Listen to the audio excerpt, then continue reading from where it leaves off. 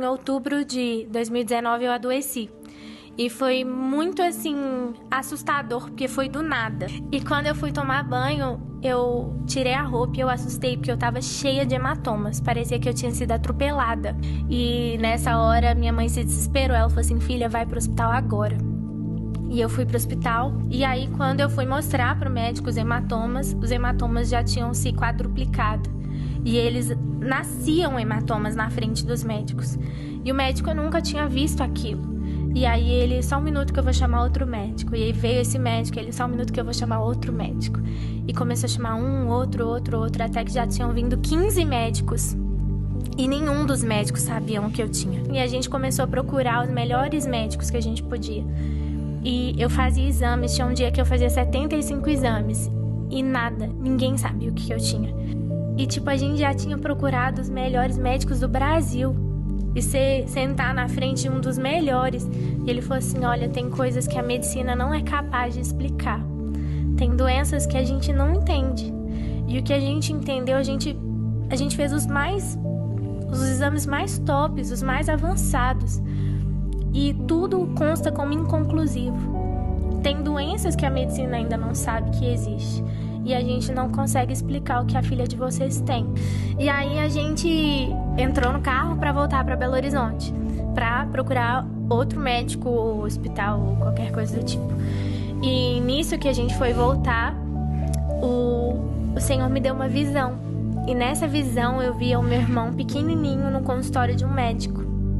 E eu via o meu irmão entrando lá, meu pai e minha mãe, e a conversa acontecendo, e eu lia na porta o nome desse médico, Dr. Bernardo Gontijo. E de repente eu acordei da visão e o Espírito Santo falou assim comigo, você tem que ir nesse médico. E quando eu cheguei lá, ele é um médico de doenças raras. E só que nesse tempo, com tudo isso acontecendo, eu já decidi que eu ia voltar a viver normal, entendeu? Bem doida, né? E eu tomei essa decisão. Falei, eu vou voltar a fazer o que Deus me mandou fazer. Eu vou servir. Eu tô doente, mas Deus continua curando. Eu tô com problema, mas Deus resolve os problemas. Porque não tem cura, Deus tem milagre. Com isso tudo, eu apresentei e ministrei e preguei o Congresso Moças Diante do Trono. Profetizei cura para muitas jovens. Orei por muitas jovens, porque eu entendo que não é porque eu tô doente que Deus não é um Deus que cura. Deus é independente como eu esteja. Ele sempre é.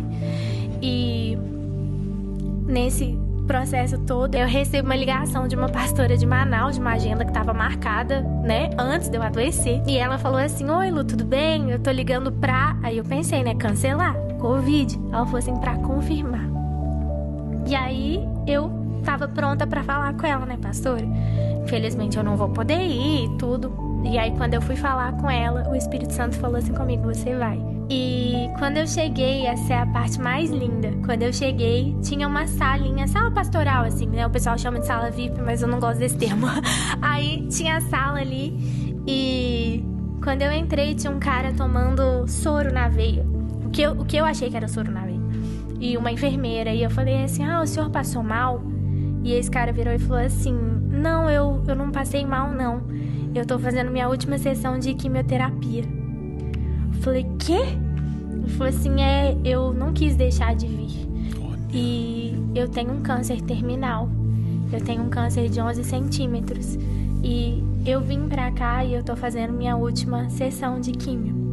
E quando ele falou isso, eu esqueci que eu tava doente. E eu saí correndo, eu ajoelhei nos pés dele e eu comecei a orar. E eu orava e eu falava, Senhor, cura a vida desse homem, Deus, cura a vida desse homem. O Senhor morreu na cruz pelas nossas dores e enfermidades também, Senhor, cura a vida dele. Eu orava por ele e de repente a pastora encostou em mim, ela falou assim, Lu, sua banda já tá lá em cima, os meninos já estão tocando. Eu saí correndo, eu falei assim, você tá curado, você crê? Aí ele, amém. E eu saí correndo e fui ministrar.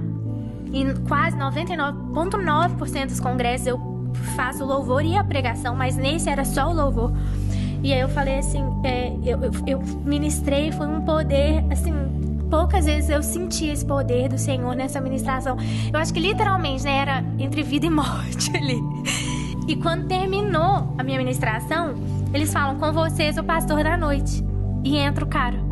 ele vira e fala assim, ó, tem 11 anos que eu luto contra o câncer e eu já tô no estágio terminal, mas enquanto eu viver eu vou fazer o que Deus me chamou pra fazer. E ele começou a pregar e eu lembro que eu falei, nossa, 11 anos que as pessoas oram por ele, quem sou eu? E saímos de lá, eu voltei, né, pro lugar onde eu tava, e quando eu fui tomar banho, assim como no começo desse testemunho, eu tirei a roupa e eu não tinha mais nenhum hematoma. Enquanto eu orava para que outra pessoa fosse curada, Deus me curou. E o mais lindo, pastor, é que quando eu voltei, eu liguei pro meu médico, eu falei assim, doutor, eu fui curada. E ele falou assim, olha, não tem como, você tá tomando seus antidepressivos? Ele tinha me dado pra eu entender a situação. Eu falei, não tô, porque eu não tô precisando disso. Eu falei assim, eu fui curada. Ele falou, não tem jeito de você ter sido curada, isso é uma doença que não tem cura. Eu falei, quando eu voltar, você vai me ver, eu fui curada. E quando eu voltei, ele e os 15 médicos atestaram que eu fui a primeira pessoa a ser curada dessa doença. E pra finalizar, nesse dia que eu recebi o atestado de cura, e eu recebo um WhatsApp. E esse WhatsApp falava assim, oi Lu, tudo bem? É o pastor que ministrou com você em Manaus. A pastora Luciana, que era a pastora que nos convidou, me passou seu número e eu queria que você visse esse documento que eu tô te mandando. E quando eu abri o documento, falava assim, e nenhuma célula cancerígena se encontra mais presente. Meu! Esse é o nosso Deus. Gente, olha. Eu não sou um escravo do medo. Eu sou o filho de Deus. Deixo aqui um beijo no coração de cada um e que o Espírito Santo os conduza sempre a tudo que Deus tem que é para a vida de cada um e para seus familiares também. Que o Espírito Santo dê sabedoria a cada um para agirmos de acordo com a vontade do Pai, de Deus Pai. Beijo!